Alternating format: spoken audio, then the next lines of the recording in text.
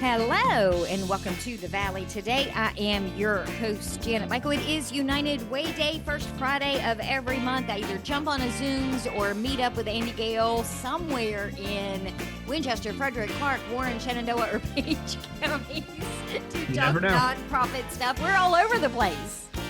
We are. You'll get sick of me one day. So far, so good. So just keep tiptoeing around, and I think we'll be fine. Hey, Dave Caring t-shirts are orange. The name tags are orange. We know how to play to your likes, Janet. And I will take all of it. So, Andy, we've got a little bit of a wonky sort of show today. So, people are listening on Friday afternoon. We are recording on Thursday afternoon, but the second half of the show, we actually recorded earlier in the week. So, this is a conglomeration of a bunch of conversations today.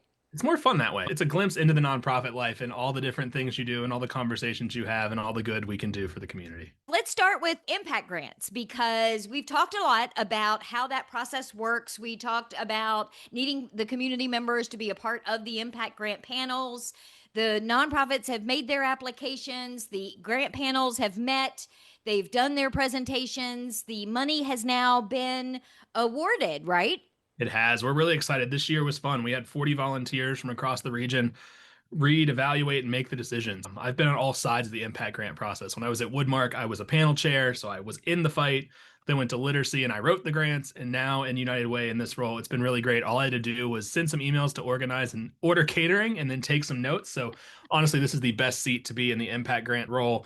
And then you and I signed the checks and they're in the mail. So we actually gave out $435,000 this year, and then an additional $100,000 from a different funding source. So we're excited to see the impacts that this made on the community and will make going forward. And I think it's important to make sure people understand, and we've said this multiple times on the show, but staff, other than the organizational part and the gathering of the documents and then the distributing them to panel chairs and people that are on the grant panel, you guys don't really make any decisions. You don't put your finger on the scale in any way. It is not a staff organized decision for who gets how much of these impact grants. No, not at all. So the money for the impact grants is raised by community members through fundraisers, through workplace giving, through different events throughout the year. And that money is raised by the community and then distributed with the guidance of the community. So we have a bunch of employees that, like, say, Trex, for example, that give out of the paycheck each week. We collect that money and then we make a bigger gift. So your dollar a week combined with so many other dollars a week led to this large grant sort of sum. We did have over 800,000 in asks, but we only had about 435 to give out, which we did do. We had some more rules this year where we said, hey, here's a more simplified, streamlined app. Kim Wilt, our director of impact and advancement, and I had both written impact grants in the past, and it used to be a little more labor intensive, a little more complicated, repeating stuff. We streamlined it, and then we got a bunch of community volunteers to say, hey, I'm willing to chair a panel. I'm willing to volunteer. So about 40 people went and met with the nonprofits. They were presented, there were presentations. They did their pitch, so to say. Their teams gave recommendations to their chairs. The 8 chairs came and met. It was about 3 hours. It was not the Royal Rumble that I was used to my year. One year I thought a lady was going to fly across the table at me, but this time was all really professional, really great. We went through and said, hey, where are you number-wise for what you want to give? Then we added it up. I just did math in Excel and said, okay, you got to cut another 100,000, cut whatever. And it was really neat to see all the chairs come and say, okay, here's what I'm really passionate about. I pled the case for this. Okay, fully fund them. We can't fully fund this because we're out of money. Well, I'll give you a little from this one. It was a lot of going back and forth and really looking at what the needs are in the community and how we can make it a very impactful difference. And none of these grant applications are to pay for overhead. They're not paying staff salaries. They're not paying electric bills. They are for actual programs to serve the community. Yeah, so it's all programmatic funding. It can be an existing program. It could be a new program. It could be a new partnership. What we really talked about and really focused on was working together. There's a lot of nonprofits in our region. Some do similar work. Some we said, hey, you're doing a lot like these guys are doing. Have you ever talked? Oh, no, we make the introduction. They wrote a grant together and we're funded. We saw some new people come into our grant process this year with really creative grants that we haven't funded them before, but they did a great partnership, a great grant, and they were able to fund their applications. So it's been really neat to see and really fun to have conversations and learn more as the leader here, but also have the community members come back.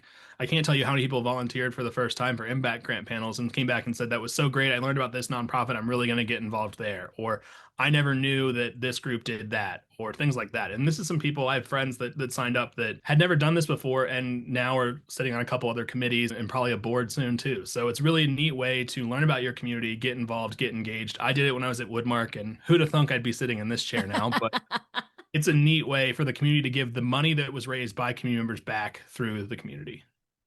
And it touches all of our surrounding areas. So there are grant applications that came in from Page County, Shenandoah County, Warren County. It wasn't just Winchester, Frederick, and Clark.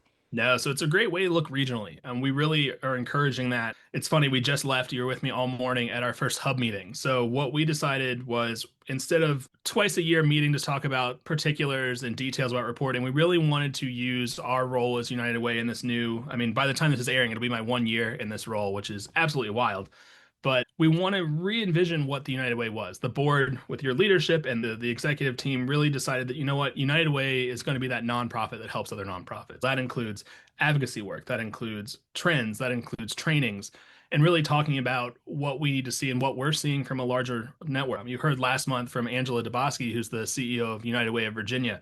She was talking about trends we're seeing. We get information from United Way worldwide. So it's really neat to pass that on to these local nonprofits. And today we had about 35 nonprofits that were in person at the GW. Trek sponsored our first hub meeting. So we had coffee all day for Janet, food and other beverages for others. And we really talked about what it's like and what we're seeing, the trend of let's get things done, let's work together, let's collaborate. And then we had them work together in random teams where they sat and decide what do you do? What do I do? Get talking. There was great conversations that even spilled over after the meeting of these leaders that hadn't met each other that are now working on a project together. I think it's such a good opportunity because those people in the room this morning really did span our entire area. So you had people in Page County that were sitting at a table with people from Winchester, Frederick County, and they were able to say, how do you do this here? We're a lot smaller than you, and we'd like to do that. And they were saying, oh, well, you could do it this way. There was a whole lot of that kind of conversation around all of those tables today. It had great energy, and that's really hats off to Kim on my team. She did a phenomenal job leading it. She gave a whole presentation on surviving the nonprofit zombie apocalypse.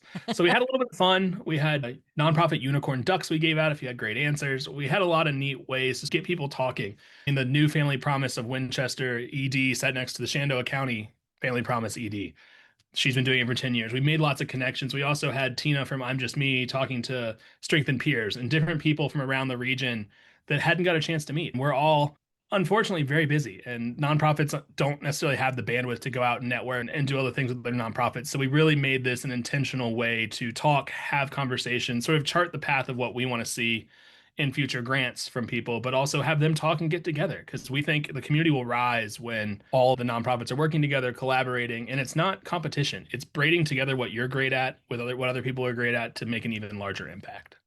The other point of having these hub meetings is for that donor out there that is giving that dollar out of their check, or they're writing a check for $500 and designating it to go to basic needs. This is another great way for United Way to also hold those nonprofits accountable. It's not like they make this grant application, the impact grant panel says, this is how much we're going to fund you, and then we send them off into the sunset. They have to do reports. They have to be accountable for how they're spending that money based on what they said they were going to spend it on.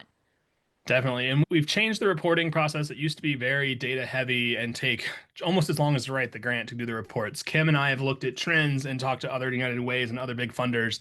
And we're really looking for streamlined data reports that talk about the impact you made, who you've helped, a story, and really shifting the narrative from just pure data to using that data to tell a story. That was, you talked to the crowd earlier today talking about how it's your elevator pitch. It's how do you explain what your nonprofit does in a short, succinct way that's punchy and gets people thinking, oh yeah, I know a nonprofit that does X that I want to support, that I want to refer to, that I want to get involved with. It was really cool to see some of the eyes light up in the room. I got to say, I always love doing events like that when you go into them and you're thinking, I'm telling these people stuff they already know. and then there's a spark or there's something that they didn't know, and then they come up to you afterwards and say, I never thought about it that way. I already texted my development director and told them we should tweak some things. That's the kind of thing that we want to see more of. Yeah, we really want all the nonprofits not to see us as this demanding, this sort of 8,500 pound gorilla in the room. We want to be your partner. We want to be the ones that, hey, I ran into this problem. What do you think? Hey, I'm hearing this. What do you know? We want to be that resource and that sort of central hub that really lets people do better, focus on their mission, and really look to serving our communities. I was talking to Faith from the Laurel Center this afternoon, and I said, we're not doing this for power or for glory. We're doing this to help our communities. And that's really where most of these nonprofit leaders have to go and remember this. Let's go, let's do it. And times are tough. We're in a time where federal funding cuts are there and this isn't happening. We can all end up really in this freeze mode. But you have to think of the good we're still doing. I think the nice part is we have to remember that we are doing great. We're making a difference and we're improving our communities one step at a time, one meal at a time, one person at a time, one training at a time. And you got to look at the good. We were all in a meeting the other day talking about the hardships and the challenges we're facing with the federal cuts. And by the end, we were all leaving smiling, feeling better because we talked about the good that's happening, even when that's not the case. When the money's going away, but we can still help. Let's take a break. And when we come back, we're going to play a part of the conversation that we had with Kimberly Sauer. She has a first responders thank you event coming up in a couple of weeks, and she partnered with United Way on the fundraising aspect of that. Can you give me some details about that? Yes, ma'am. Okay, we're going to do all of that when we come back. We are on the Zooms today chatting with Andy Gale. He is the CEO at United Way Northern Shenandoah Valley. Full disclosure, I am his boss. But still, I can't say that without giggling. As the board chair for United Way Northern Shenandoah Valley, we're going to come back and continue our conversation in just a couple of minutes. In just one day, you can help shape a stronger, more connected community. On September 19th, United Way of Northern Shenandoah Valley will lead Day of Caring, the region's largest single-day volunteer event. Over 900 volunteers will roll up their sleeves to help local nonprofits with projects that matter. Painting classrooms, repairing shelters, planting gardens, organizing food pantries. Whether you're a business looking to sponsor, a nonprofit in need of an extra set of hands, or a neighbor ready to serve, there's a place for you on Day of Caring. This is what community looks like when we come together. This is care in action. Learn how to get involved at unitedwaynsv.org/dayofcaring or email dayofcaring@unitedwaynsv.org. One day, hundreds of hands, lasting impact. Join us.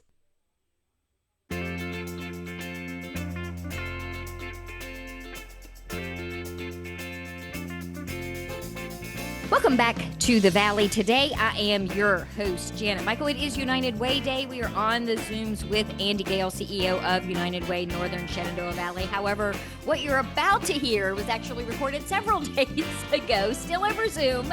Bless Andy's heart, grabbed his laptop and headed over to Kimberly's to catch a quick conversation with her. She has an event coming up, a first responders thank you appreciation event. So Kimberly's going to tell us why she's doing that and what kind of cool fun things you can do that day. Here is that conversation with Kimberly.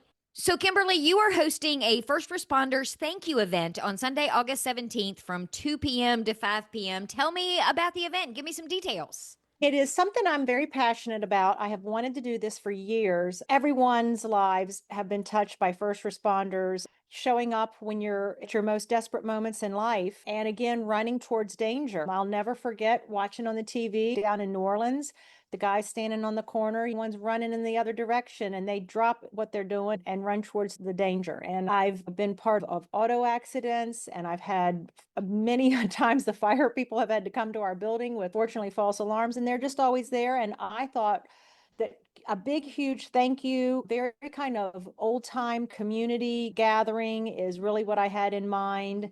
And we're going to have food trucks and giveaways, and every first responder gets a free meal provided by us. They get ice cream from Chickies we make here homemade, and they also get a ticket to go in the raffle for baskets and gift cards and all kinds of goodies. Live band live too. music. Yes. Nice. We are going to have Raised on Analog. I love events like this because all of those first responders are the last ones that want a thank you. So this is a great low-key way to be able to say thank you without them being embarrassed or feeling like it's not necessary. It's a good way to sneak in a thank you. So I appreciate that you're doing this. We're very excited about it, hoping for great weather.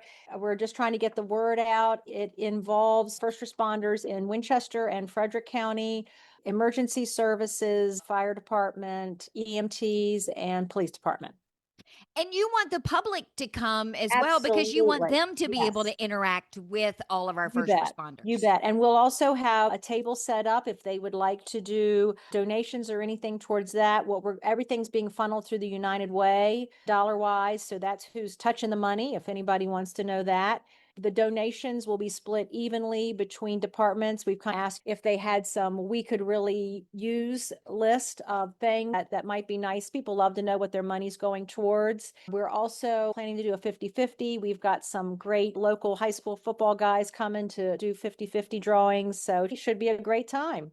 And you're having it right there at Kimberly. So there's In our plenty of parking lot. parking, lots of Yes. space. Yes. So that's one of the bonuses we have is that big, huge parking lot. And we've never really put that to much use. And I thought, what a great way to kick off using that. And so, yeah, we've got the real estate. We might as well do something good with it.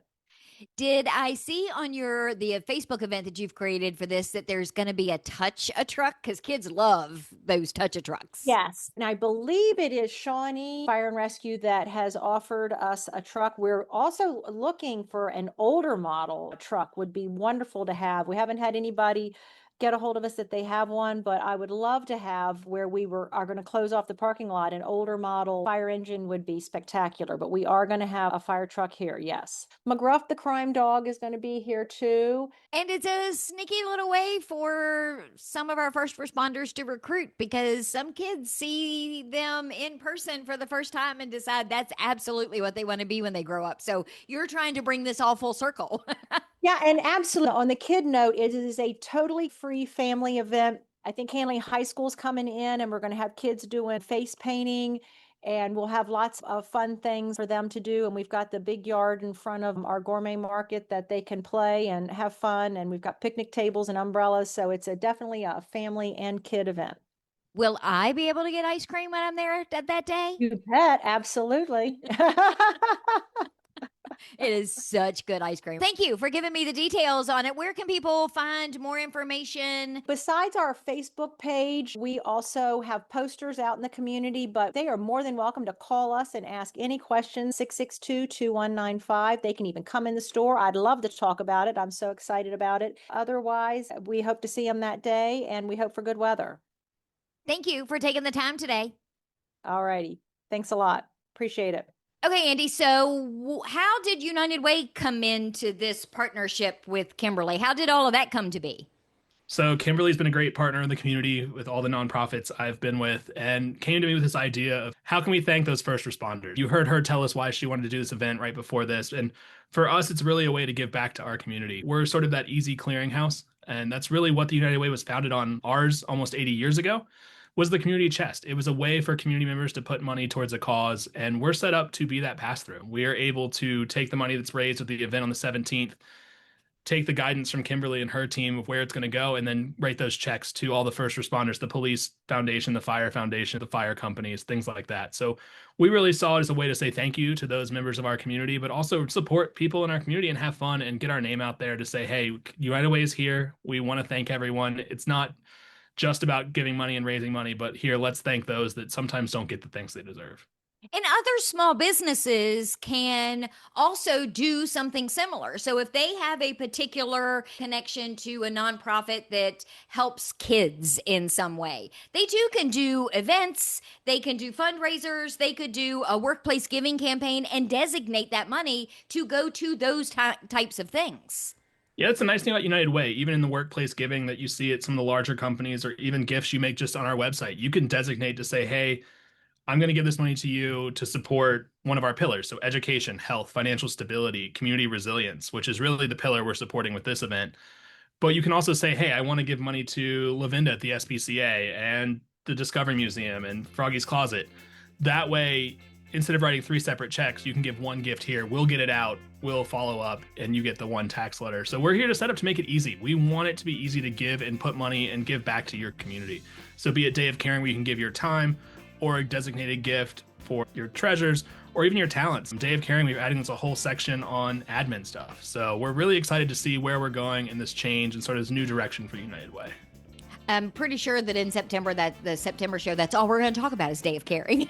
Yeah, that's probably right. But hope to see everybody on the 17th at Kimberly's for a great time supporting all those that help keep us safe. And thank you for connecting me with her so that we could spread the word about her event. I appreciate it. Thank you, Janet. I will be back on Monday with a brand new episode of The Valley. Today, we are going to talk about the Farm to Table fundraiser that NW Works is having. So meet me back here for that just a few minutes after noon.